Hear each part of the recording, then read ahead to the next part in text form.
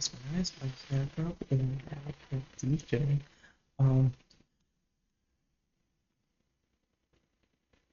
Okay, hold on. I want to review and share my opinions on this, the Pioneer DJ CDJ 3000. This is something I want to get, like my final goal to get, like 4 minutes. So that's what happens. And I'm taking a break from GTA for a bit. So here we go. Here it is, the new CDJ 3000 from Pioneer DJ. I have all the information you need to know about this long-awaited release. Welcome back, Jamie Hartley here from Crossfader, and today is an exciting day. The new CDJ 3000 has finally dropped from Pioneer DJ. And in this video, I'm going to walk you through all the things that you need to know about this new product. New features such as 8 hotkeys, touchscreen display, jog wheel display, new MPU for faster loading, higher sound quality, key syncing, touch cue, touch preview, stacked waveforms, and more. But before we get into that, let's talk about connectivity. Now, first of all, there is no CD drive anymore. So you can see that's gone. It's now a multiplayer. And how does that connectivity? Its predecessor, the 2002, which on some point has the, because we have a DVD player beside the music. Cool, right? Work? Well, we've still got the option to have a USB drive or SD card plugged in here or here with music exported from the Rekordbox software. There is a USB 3 port on the back where you can connect Rekordbox on your laptop too. This is a hardware unlocked device, so you don't need a paid subscription. It will unlock Rekordbox. If you do want to stream, unfortunately, it is just within the Rekordbox software. There is no onboard streaming in this unit, just like there is no internet or Wi-Fi.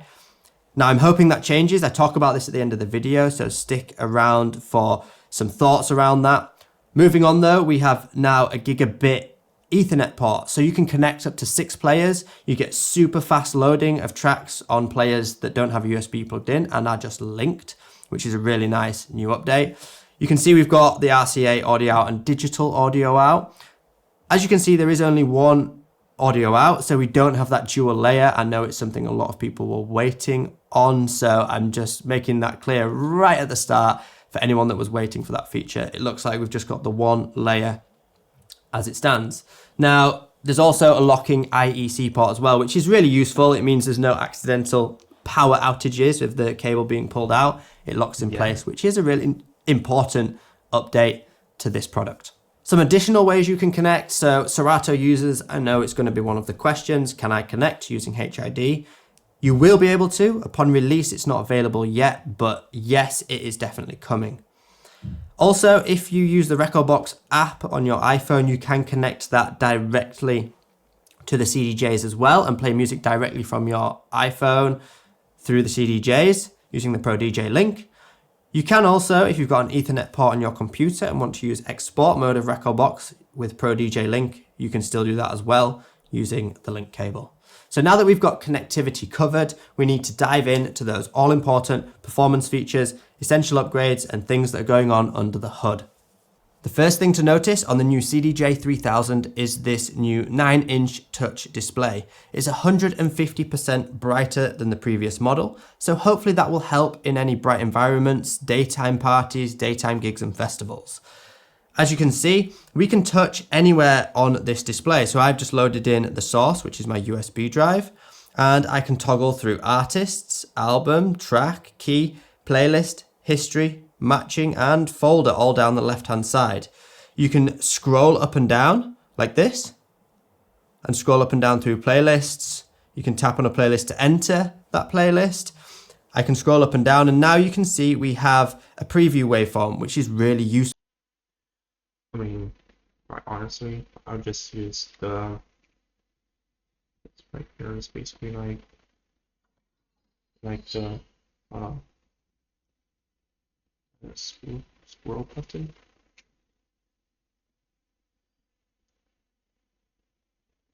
But it's like a different thing for the James.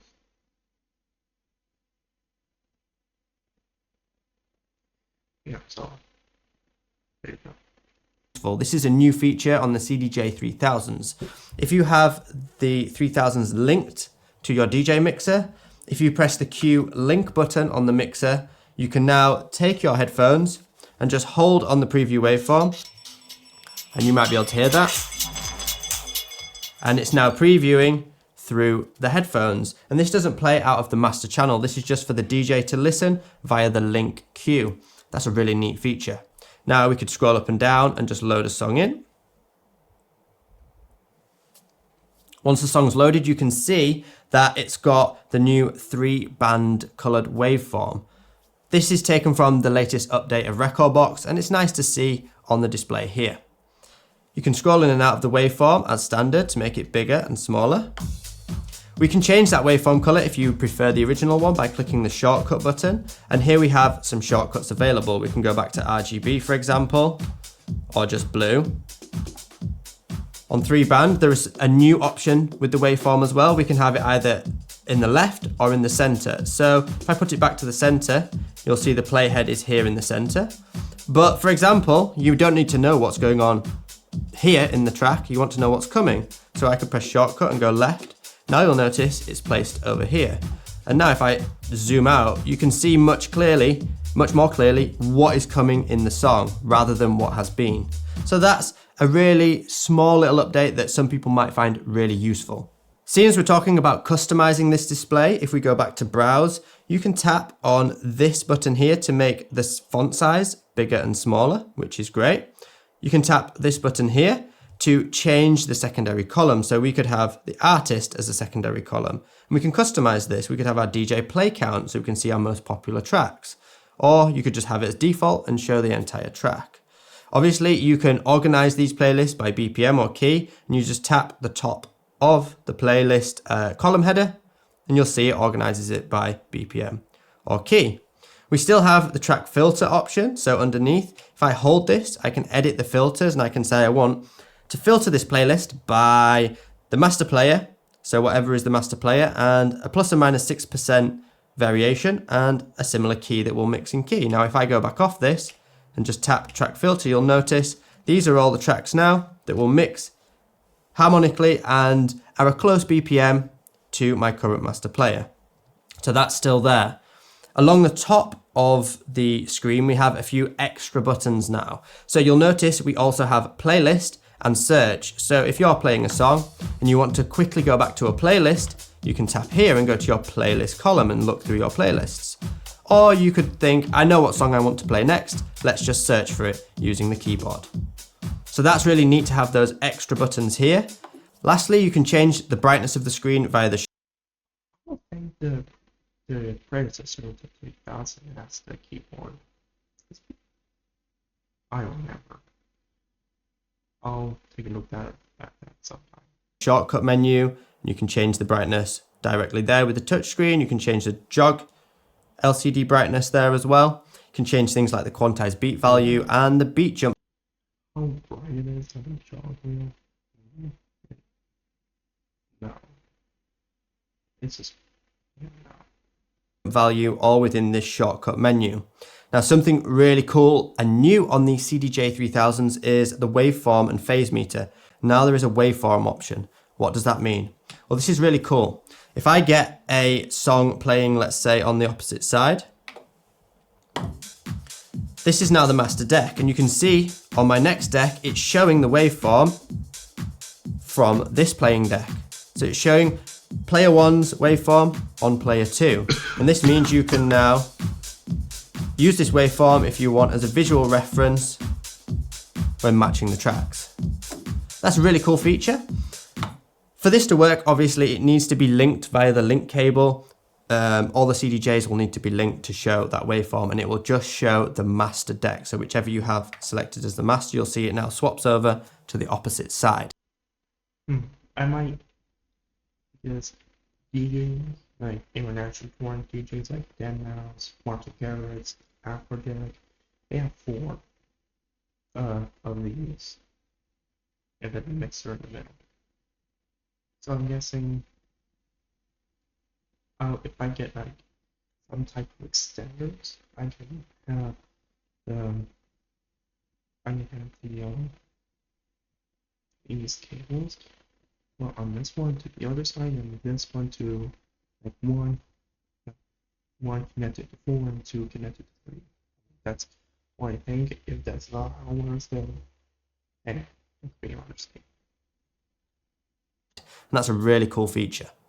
Another really neat new feature is the touch cue system. So if you have a DJ and you're playing back to back with a friend, you can actually preview later on in the song that they're playing so you know what drop's about to come up. For this to work, again, we just have to make sure the link queue is turned on your mixer and that it's all linked together. And then if I just hold this to the microphone, if I hold anywhere on the waveform, it starts playing that waveform from that point in the track. So I could have this track playing, I might be lining up my next song, but I just want to preview what this last drop's like. I can just skip towards the end, and the audience can't hear this, only you can hear this in the headphones. And this works on both sides. So it's like a live preview of the song, whether it's the song that's playing or the song you're mixing in, you can live preview it without having to skip through the track. And that's really useful for any DJs going back to back that they want to just check out the other DJ's song. Now, obviously on something like the DJM V10 mixer, there are 2 headphone outputs as well. And one of those headphone outputs has that link queue option. So you can preview it even with 2 separate headphones. Obviously on the DJM 900 Nexus 2, there is only the 1 headphone option. So if you've got 2 headphones plugged in, you're both going to hear the preview. So something to bear in mind. Now let's have a look at some of the performance features and the design as well, because a few things have moved since the previous model. Notably, there are now 8 hot cues all underneath the display here. Before we had them to the left-hand side, now they're under the display in one horizontal line. Now ergonomically, how does that work? Well, you could have your hands like this, just bearing in mind you don't touch the jog wheel if you're going to do lots of finger drumming with the hot cues. If you're just mixing, it's very easy to just reach over and tap a hot cue. It feels really natural. You've also got to think about if you were going crazy on the hot cues, you could, if you've got a big enough hand, rest your hand on top and hit them like this. So that can work just depending how wide your hand can stretch, because I know a lot of DJs used to rest their hand here and hit the hot cues with their thumb. So that can almost still be achieved. The hot cues are really tactile, they're plastic buttons, and let me just set some. As you can see here, we've got 8 hot cues. If you want to turn quantize on, the quantize button is now located here, and you can change the quantize value as said, just in the shortcut menu there.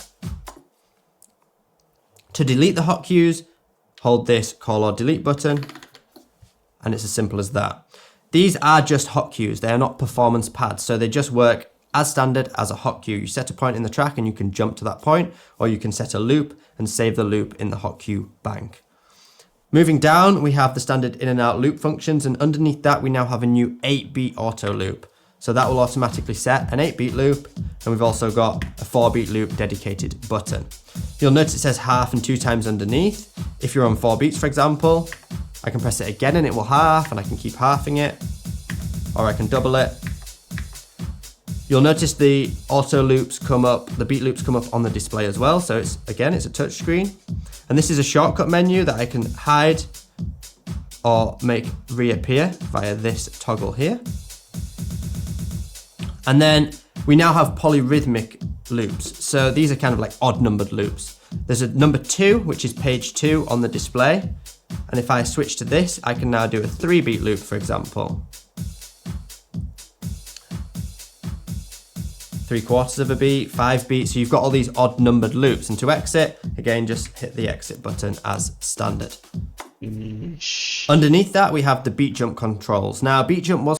I don't think the odd number loops is not a great thing for my taste. Like, in my opinion, if someone used the odd number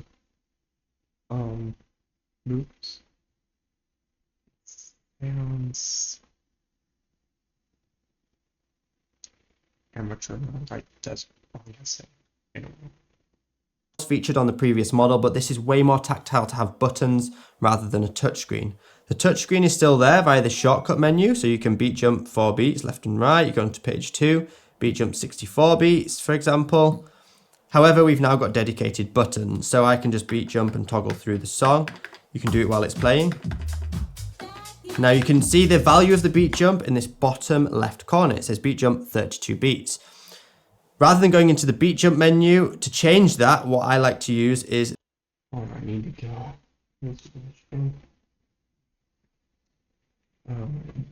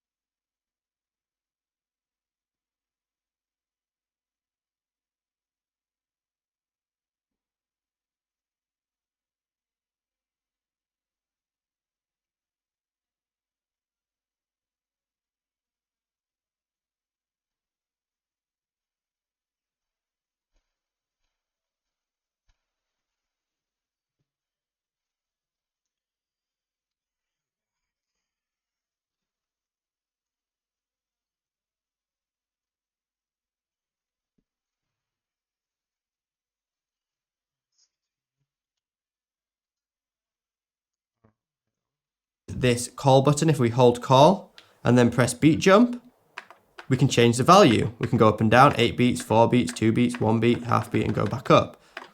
So this isn't determined to what your auto loop. So if I went on to 8 beats here, it doesn't automatically switch the beat jump to 8 beats as well. They are separate features, which is something that I think is really neat.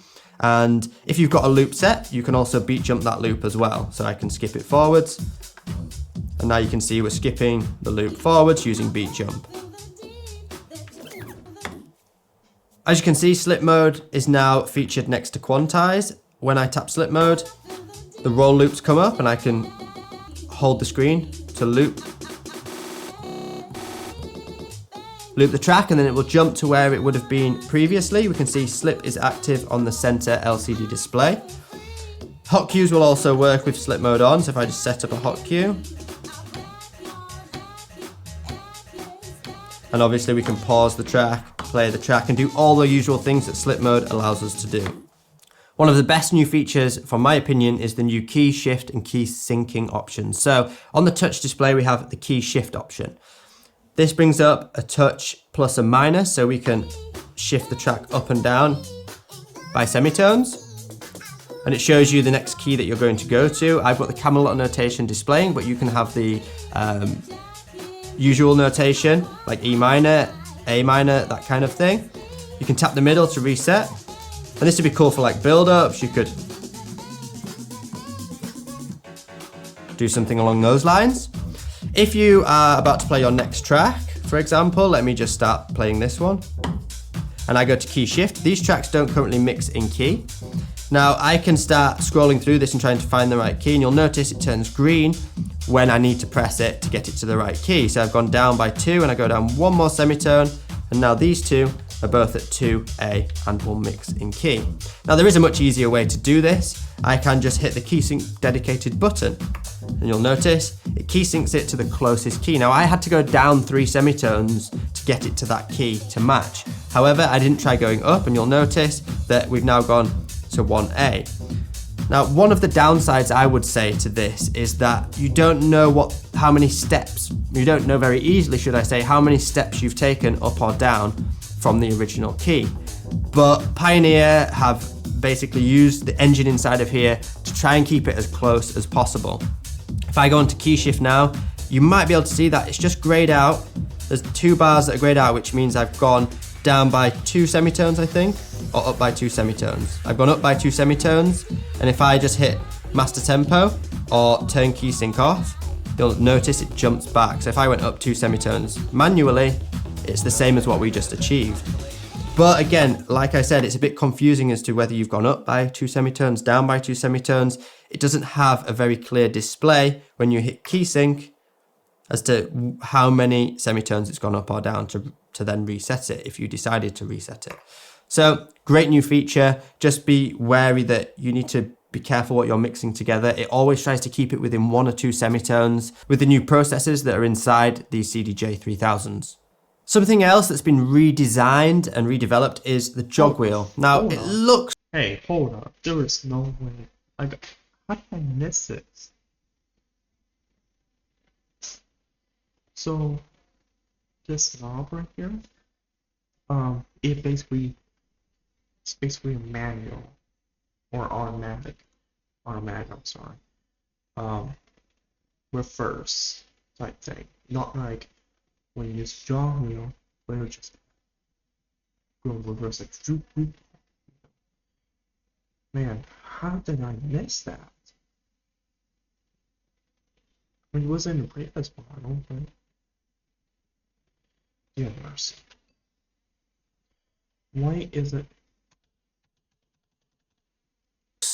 similar? However, the top is all one plate, so there isn't like a separate bit of glass in the center for the display. This is all feels like a nice all-in-one display across the top. It's very responsive and it's very smooth. The profile's really nice, and it definitely feels slightly different to the previous model. It feels a bit more grounded, a bit more intact in the player and the unit. Hold on. And yeah, it's Be right back.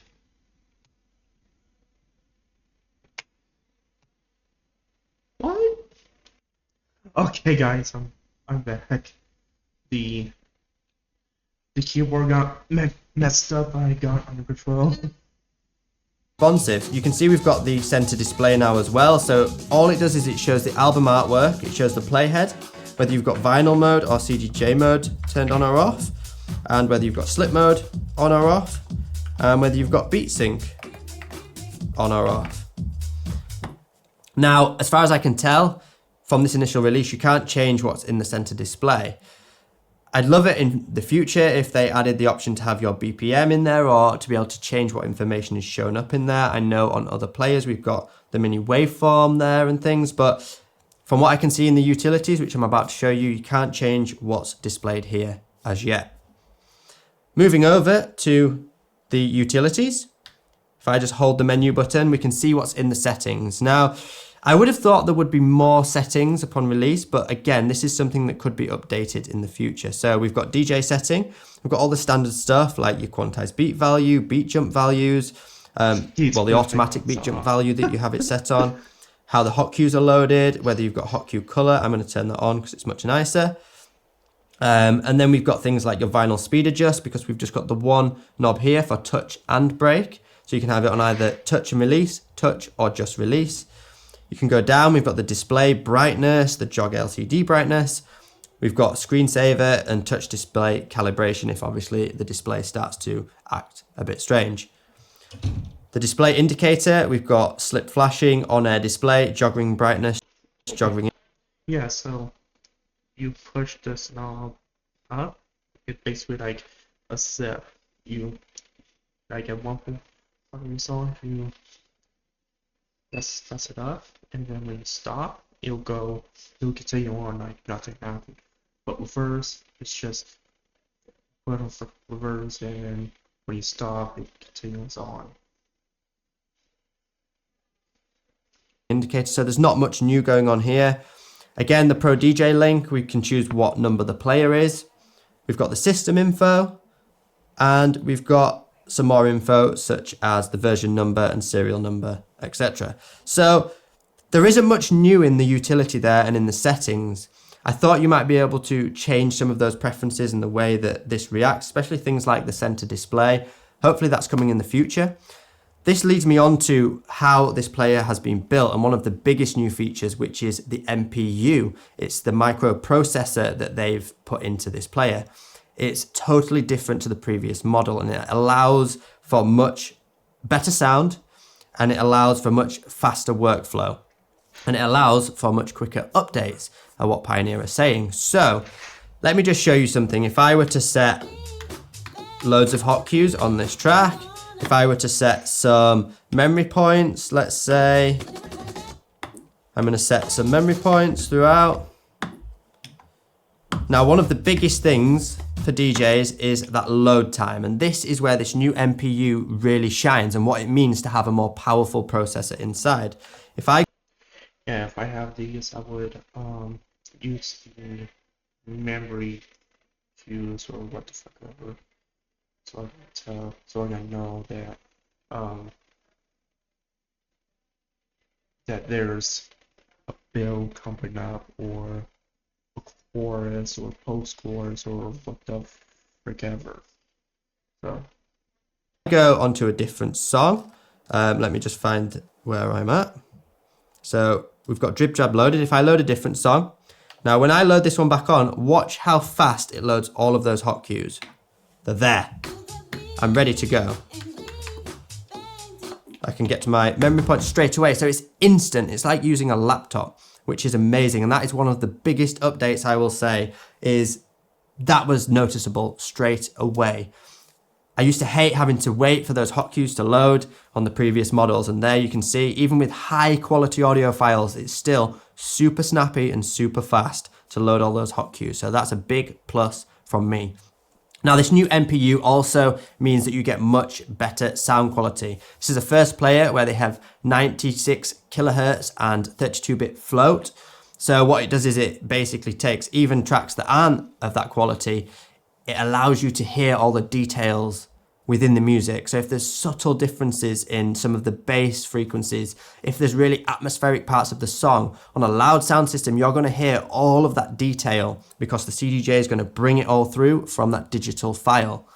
And the last point about the new processor in there is that because it's so powerful, Pioneer DJ have said that it allows them to add more features and bring updates much easier in this model. So I'm hoping what we see here isn't going to be what we see in a year or 2 years time. It's going to get updates and get developed because, as you're already aware, this doesn't have streaming involved. It doesn't have streaming built in. You would have to plug in a laptop to the CDJs and use Rekordbox 6, for example, which this is a hardware unlocked device for. So you don't have to pay a subscription. You can just plug Rekordbox in and it fully unlocks the software. But you'd have to stream through the Rekordbox software using HID mode. Now, I'd love to see streaming added. I don't know if it's coming, but this is something that I was expecting to come on the new CDJs and it's not built into the player. I hope what they mean by his updates can be added much easier is that they can add things like streaming in there. We've got a 100 gigabit Ethernet port on the back, which surely is going to unlock internet at some point. It's not there right now, but hopefully, fingers crossed, in the future, we get some of these updates coming. Before we move off and talk about my opinions, I just want to highlight one of my little gripes about this update. And again, I hope this can be added in a future update and changed in a future update. But the auto emergency loop on the old CDJs, if you accidentally took out a USB stick or the link connection was lost, it set a 4-beat loop as an emergency loop. And it was one of the most annoying things. Now, it looks like that is still there. I'm on the player without the USB. If I just take out the link cable, we will see it kicks in. Cannot play tracks, some player functions limited, and you can see there's a 4-beat emergency loop playing there now. And you can't do much more with that. I can't exit that loop because that's all that's stored in the player. So that's just something I wanted to show because that is one of the downsides I've found about the CDJ 3000. Now, I just want to run through some of my thoughts about this. I think it's the same thing with the previous model, the 2000 Nexus 2. Who knows? And I'd love to open a conversation with all of you viewers about what you think about it too. So the next natural question that everyone's going to have is how much does all of this cost? Well, it comes in dollars at $2,299 a player. We've got the conversions of the other retails for euros and pounds there as well. Yeah, so hold on. Let me bring the calculator up.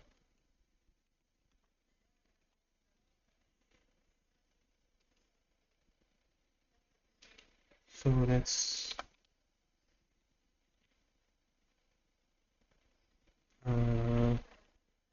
times 4, $9,196. Holy crap, man!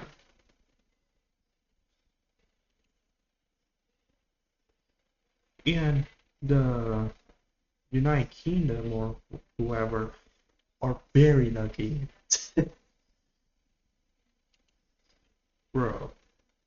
Now, obviously, straight away, you're going to think that is very expensive. And it is very expensive. If you want a full new CDJ 3000 setup, even with a DJM V10 or a 900 Nexus 2, you are spending a lot of money. However, you've got to bear in mind that these are not designed for the bedroom DJ. These are designed... I object to that opinion because I've seen a couple people on YouTube that does have these things on in the bedrooms. So everything seems to work. The downside of that is the bills of electricity, which is very disappointing. But yeah, so realistically, for festivals, big clubs, they're designed for some of the biggest stages around the world, and you can tell that Pioneer have built them in that way. They can't reinvent the wheel.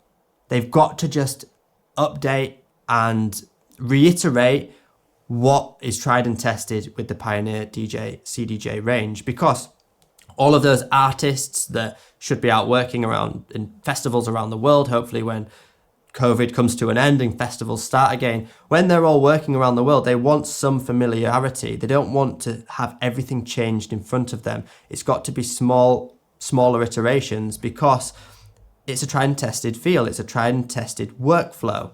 So Pioneer couldn't reinvent the wheel with this.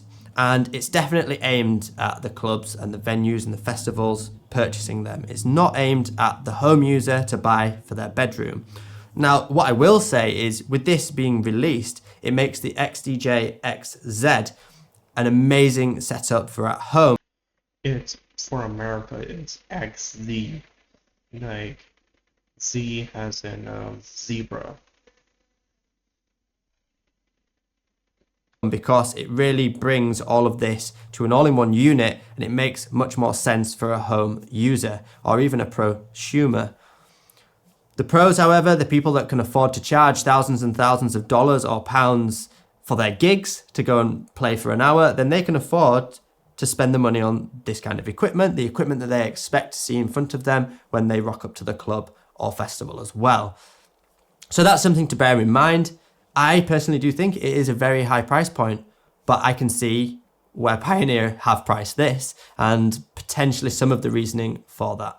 Now, a big part of playing on DJ equipment is the feel of it and the familiarity. Like I just said, you don't want to alienate the big artists when they're rocking up to their gigs with a total different layout. Now, everyone here at Crossfader are religious users of the CDJ range, right from CDJ 1000s right up to now the CDJ 3000. Right. 3000, and we've used them all, and we've used them in real environments on a weekly basis in clubs, so we're very familiar with how they feel and the tool that it provides to us to play music. And we have all played on these CDJ. I'll also use it in festivals if I get invited, but as I get them, I'll just use them in the basement. I'll fill the space. J3000s here, and we all feel very much at home instantly, and they do feel amazing to play on. Granted, they might not have streaming in there. It might not have performance pads where you can have slicers and things like that, but it does have those essential things laid out really well, and it feels very natural and very great to play on. So I will say it's a lot of fun to play on them, and they feel great. Do we want more performance pads? Do we want more features loaded in there? Hopefully we get some new things coming in. 9, 8.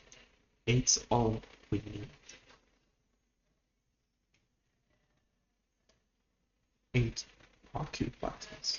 Soon with the updates. I keep pushing for streaming. I think that's the future, definitely in the next 10 years. If we're going to wait for the CDJ 4000 in 5 or 10 years time, we need streaming. 4,000, really, that's not, I don't think that's going to happen. Well, he said 10 years, so. Already available in this, so I'm pushing for that. But beyond that, like I said, they feel great, and I am really happy and comfortable playing on them, and so is everyone else in the office. So I guarantee if you are a Rekordbox USB user, you're going to get on these and feel right at home straight away, because it's familiar and it's natural. I know there are going to be lots of comments, and I really want to see what everyone in the industry thinks of this brand new CDJ 3000. There hasn't been a release like this since we even started Crossfader, so this is a big thing, and we're so grateful to Pioneer for sending us this unit to do an official review on. We're obviously really pumped to play on these. We've got mixes going out as well, so make sure you check out the performances and the mixes from all of the team here at Crossfader. And I just want to say a thank you to everyone that's watched this video, that's subscribed to our channel, and I hope you stick around for more videos like this very soon.